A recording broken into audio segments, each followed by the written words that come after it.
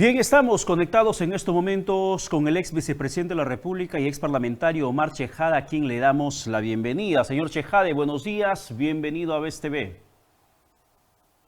Muchísimas gracias, Pedro, por la invitación a los amigos de BES TV y, por supuesto, Políticas y Poder para poder conversar con ustedes por unos minutos. Muchas gracias. No, gracias por Encantado. responder nuestro llamado en estos momentos para saber su lectura política sobre esta etapa económica del país que el ministro de Economía al fin se atrevió a reconocer luego de varios meses en estado de negación.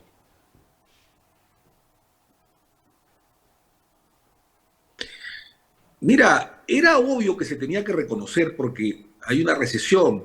¿Qué cosa es la recesión? La recesión es cuando el país no crece, deja de crecer, está estancado y al estancarse, evidentemente, el riesgo país aumenta. Las inversiones se congelan porque nadie quiere invertir en un país que no es viable y por supuesto que el ruido político ya en los últimos meses, en los últimos años en verdad, desde antes de la época de Castillo, la pandemia, el mal manejo de Vizcarra, la corrupción y luego el desastre que nos ha llevado Castillo, felizmente en solo año y medio cayó su gobierno, porque si no esto en unos años más se podía convertir en Venezuela. Hemos sufrido un desgaste en la economía peruana y por supuesto que ante cifras que son bastante frías, que no pueden ser subjetivas, y donde están las estadísticas a la vista, el ministro ha tenido que admitir que estamos entrando a una recesión, lo cual ya era evidente, ¿no? ¿Cree, señor Chejade, que este tema de la recesión económica responden solo o en gran parte a factores externos? El tema guerra, el tema inflación, el tipo de la tasa de interés de Estados Unidos, entre otros factores. ¿Cree que esto obedece a temas externos que si por allá, si por Europa, si por Estados Unidos, si por Asia estornudan, acá nos da neumonía? ¿Usted cree así? ¿O hay factores No, internos también que contribuyeron a no esto? necesariamente, no completamente. Evidentemente la crisis internacional afecta al Perú, afecta a Argentina, afecta a Brasil, a Chile, a Colombia, a México, en fin, eso está claro, ¿no? Nosotros dependemos mucho además de nuestros metales. El 45%, casi la mitad, el 45% de la actividad económica en el Perú es la minería, los metales, y por supuesto que una crisis internacional que afecta además el petróleo, evidentemente nos complica, ¿no?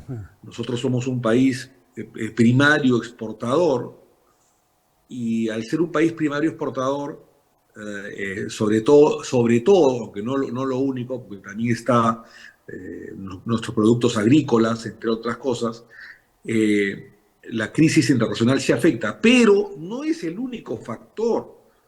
También afecta la mala gestión económica, afecta la corrupción, afecta, cómo no, la mala decisión de nuestros dirigentes políticos, los actores políticos, tanto en el Ejecutivo como en el Parlamento, la torpeza de ellos y que no haya una estabilidad política afecta a la inversión, porque cuando no hay reglas claras, querido Pedro, entonces el empresariado, tanto nacional como extranjero, no quiere invertir o invierte menos. Entonces, todo esto es una cadena económica que va afectando la economía del país, la macroeconomía y también la microeconomía.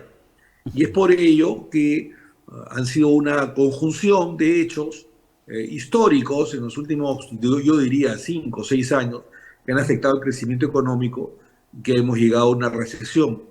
Sumado a esto, lo que tú dices, Claro, y si por ejemplo vemos todo el manejo del gobierno, a ver, mirándolo en blanco y negro, mirándolo así en frío, no en caliente, no criticando por criticar porque no me gusta lo que pueda decir. internacionales y la caída de los precios, ¿no? Claro, como le decía, mirando las cosas en el país en frío, no en caliente, ni criticando por criticar porque no me agrada tal ministro, no me agrada la presidenta, no me agrada el expresidente.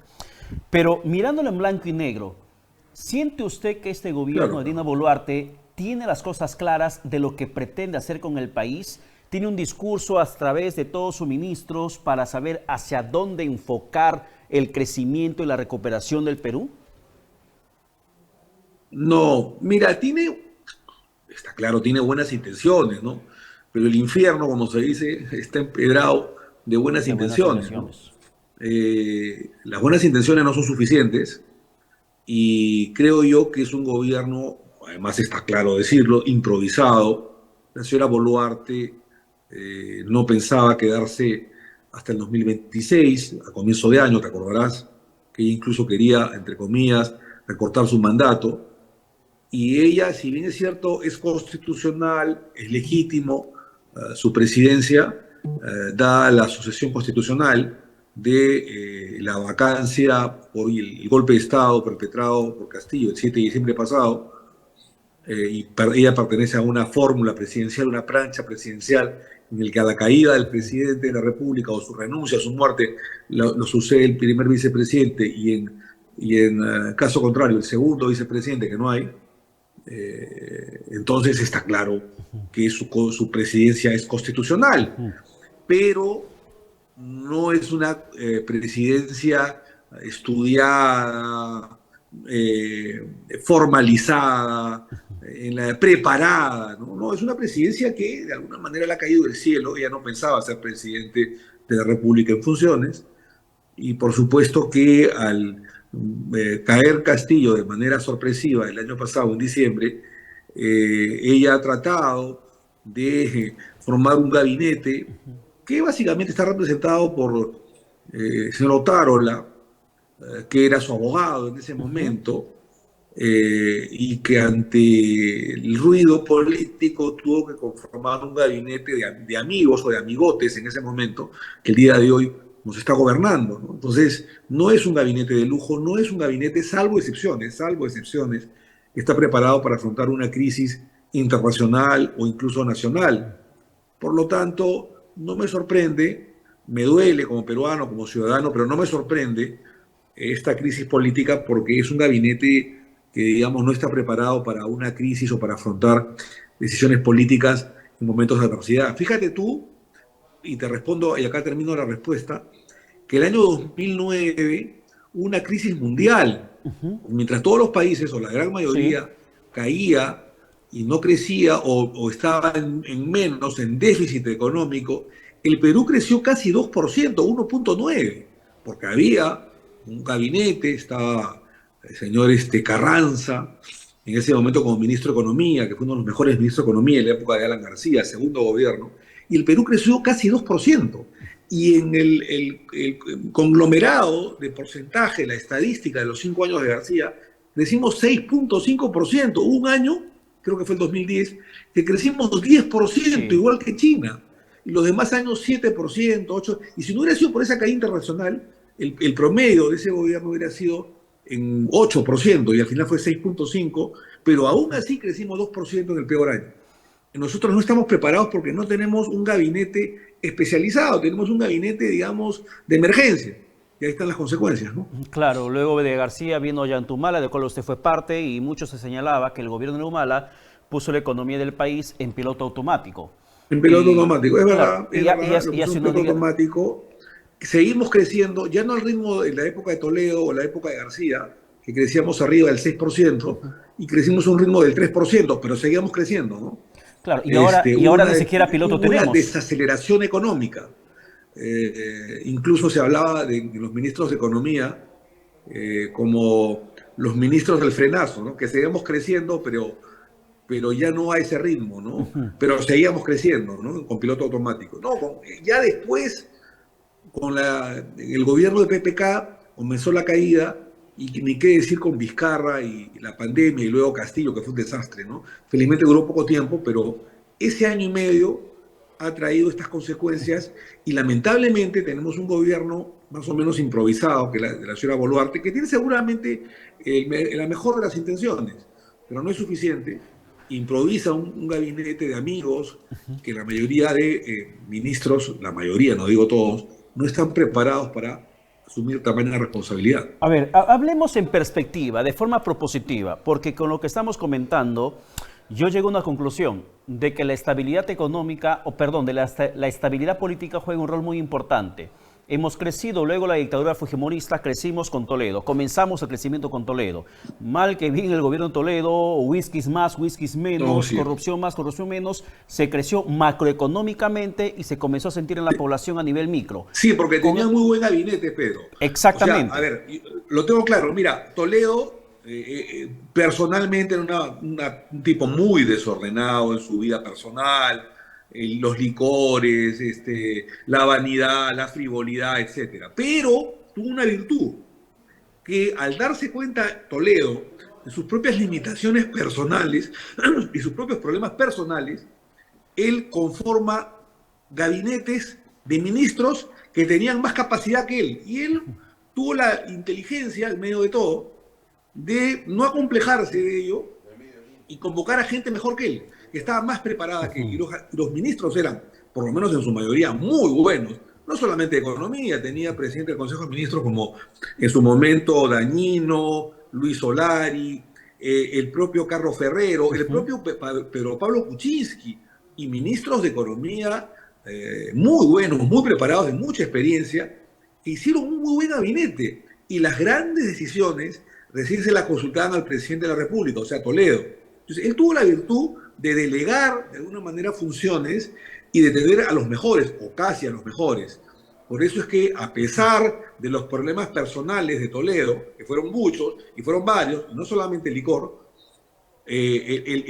comenzó la recuperación económica y el crecimiento económico, que lo continuó en mayor medida García, con mayor orden y mayor experiencia, ¿no? Claro, porque el tema recesión se lo vivió también una parte del gobierno del fujimorismo. También se hablaba de recesión Sí, económica. claro. Con Toledo comenzó la recuperación, lo cimentó y lo despegó Alan García, vino Ollantumala, siguió el crecimiento, se hizo más política social, Pero menos. más en tema de subsidios y se siguió Sí, creciendo. No a un ritmo fuerte, pero se siguió creciendo. Eso en la etapa de estabilidad política. Viene Kuczynski y viene la renuncia, viene Vizcarra, viene Merino, viene Sagasti, viene Castillo, ahora viene Boluarte. error, Estamos así error. de fregados, por no decir una palabra con J, Sí. estamos de así de fregados, producto de la inestabilidad política. ¿Qué tendríamos que hacer de forma propositiva y mirando en perspectiva en el país para Estabilidad. recuperar esa, Mira, claro, el Perú es para un país recuperar la rico. estabilidad? ¿Cómo lo El Perú, hacemos? ¿Cómo hacemos para recuperar la estabilidad? mira, el Perú es un país rico, no solo en minería, en agricultura, el turismo, que se podría aprovechar mucho más. Es un país rico, no bien aprovechado. ¿Qué se podría hacer? Estabilidad política, ¿no? Mira, que tú has mencionado el famoso péndulo político de gobiernos civiles y luego golpes de Estado y gobiernos militares durante 200 años, se cae, a Dios gracias, con estos, digamos, 15 años, 18 años de estabilidad política, ¿no? Hasta el 2017, ¿no? En la que incluso se decía, yo fui parte de ello porque fui parte de un gobierno, aunque después peleado con Ollanta, criticando a Ollanta porque por los temas de corrupción de él y su esposa, pero eso fue otro tema que no es pertinente declararlo en este momento. Pero la estabilidad política era importante, yo fui además congresista en esa época, porque se hablaba, te acordarás Pedro, de que era la primera vez en la historia de la República, o una de las pocas veces en todo caso, de que habían habido sucesiones constitucionales durante 3 periodos consecutivos, ¿no? Toledo, que le daba la posta a Alan que le daba la posta a otro Ollanta. gobierno civil democrático como Alan García, y Alan García a Ollanta, y Ollanta Humala le da la posta a Kuczynski. Mira, Toledo, gobierno democrático, le da la posta a Alan García, gobierno democrático, Alan García que le da la posta a Ollanta Humala, gobierno democrático, y Ollanta Humala que le da la posta a Kuczynski, gobierno democrático, que terminaban sus 5 años de gobierno. Pasaron 15 años y algo más con el gobierno de Kuczynski, y acá vienen los problemas, ¿no? Y creo que hay que curarlos con una reforma constitucional que la tratamos de hacer en el Congreso, pero que la pandemia y los problemas políticos no lo dejaron. Lo dejamos aprobado en la Comisión de Constitución. Reforma constitucional para que, por ejemplo, haya una estabilidad política y no suceda que el gobierno de turno tenga mayoría opositora en el Congreso, porque este tema ya había pasado, Pedro, con el primer gobierno de Fernando Belaúnde en 1968. Ni tú ni yo habíamos nacido, pero conocemos bien la historia, ¿no? Belaúnde salió electo en 1963, ganándole a Odría y a Aya de la Torre, pero con minoría en el Congreso. Y la mayoría opositora la tenía el APRA y los odriistas, la famosa alianza contra Natura, APRA 1, que habían sido enemigos. Odría lo había perseguido a Aya de la Torre en los años 40. Aya de la Torre incluso se asila en la Embajada de Colombia, y después de un juicio en la Haya, en Holanda, la Corte Internacional, pidió asilo y le dieron asilo en Colombia durante algunos años. Luego regresa, nuevamente es aceptado nacionalmente con las leyes vigentes por el gobierno de Manuel Prado Arteche, postula el 62, gana las elecciones, pero de luego hay un golpe de Estado de Pérez Godoy y la Junta Militar por un año. Hay otra convocatoria de elecciones en 63, gana Belaúnde, pero Belaúnde gana con minoría. Y esa minoría lo lleva a que ese gobierno tenga inestabilidad política durante varios años en su gobierno. Cuando le faltaba un año para entregar el gobierno, hubo el golpe de Estado de Juan Velasco Alvarado, del general Velasco. Eso fue. Y esa experiencia quedó lamentablemente en la historia del Perú, y no la supo aprovechar ni la Constitución del 79, ni la del año 93, de la de Fujimori. Y eso hizo de que tengamos esa herencia en la que el Perú no aprendió a reformar la Constitución, y el año 2016 a Kuczynski le pasó algo muy parecido a Belaúnde. Tuvo mayoría opositora en el Congreso de la señora Keiko Fujimori, que no le perdonó varias frases nefastas de campaña de Kuczynski contra el fujimorismo, y le hizo la oposición durante esos 2 años, o casi 2 años. Pero fue una oposición destructiva. A que el señor Kuczynski renuncie a la presidencia de la República antes que lo vaquen, porque había ya un número para vacarlo en el Congreso, una mayoría opositora para vacarlo en el Congreso, la mayoría de la señora Keiko Fujimori, torpemente, cae Kuczynski y entra este inefable tipo, perverso tipo como Vizcarra, ¿no? Que ya es un tema que lo comentaremos más adelante. Y viene todo este problema político, viene la pandemia, nosotros vacamos a Vizcarra, cuando yo era congresista por segunda vez, por corrupción y por grandes temas que había cometido en ese momento. Y bueno, viene Merino por 5 días y luego Sagasti los últimos 8 meses de gobierno, ¿no? Entonces, esa inestabilidad política hace de alguna manera que venga la crisis económica en el Perú, y que venga esta maldita recesión, hay que decirlo, ¿no? Entonces, ¿qué hay que hacer? Creo yo que no puede haber un gobierno. La oposición es importante porque es el equilibrio de poderes, pero creo yo que si quieres gobernar con tranquilidad, con estabilidad política, el presidente de la República tiene que tener por lo menos una mayoría simple en el Congreso, ¿no? Y si no la tienes, todo se complica, porque al final de cuentas la oposición te hace la guerra y la economía se complica. Por eso es que, y acá acabo esta respuesta, aterrizando, creo yo que debería haber una reforma constitucional para que, y muchos la comparten, para que el Congreso de la República sea electo en la segunda vuelta. Para que el Congreso de la República sea electo en la segunda vuelta. Porque cuando es elegido en la primera vuelta el Congreso, junto con la primera vuelta a la presidencia de la República, hay una cantidad muy fragmentada de partidos y de bancadas que llegan al Parlamento. ¿Es democrático? Sí, seguro es lo más democrático, pero es lo más inestable políticamente, ¿no? Porque hay 7, 8, 9 bancadas, y a veces, como le sucedió a Belaúnde el año 63, o le sucedió a Kuczynski el año 2016, vas a tener mayoría opositora y va a haber inestabilidad política y económica. Si lo haces en la segunda vuelta, cuando ya hay 2 candidatos, solamente quedan 2 partidos, 2 candidatos en lista, entonces ya la fragmentación va a ser mínima, y el que gana la presidencia va a tener mayor cantidad de parlamentarios en el Congreso, y mayor estabilidad económica, ¿no? Bien, perfecto. Señor Chejade, muchas gracias por la comunicación. Nos habría encantado conversar de más cosas con usted, pero el tiempo es bastante cruel en televisión. Que tenga buen domingo. Hasta la próxima oportunidad. Muchas gracias, Pedro. Los amigos de BS, Perú, Ves Cable y Política y Poder, muchas gracias. Bien, muchísimas Chao. gracias. Nos vamos a la pausa, regresamos con más para analizar la situación de inseguridad que en estos momentos se está registrando en el país, no solamente San Juan del Lurigancho, San Martín de Porres u otras partes de la capital, sino esto es generalizado y la preocupación sigue registrándose. ¿Hay algo que hacer? ¿Realmente hay una estrategia? ¿Estamos viendo resultados positivos? ¿O hay más muertes que se han registrado a lo largo de estos días que está vigente esta emergencia decretada por el gobierno? Pausa y regresamos sobre esto con el general de la Policía en Retiro, José Baella. Volvemos.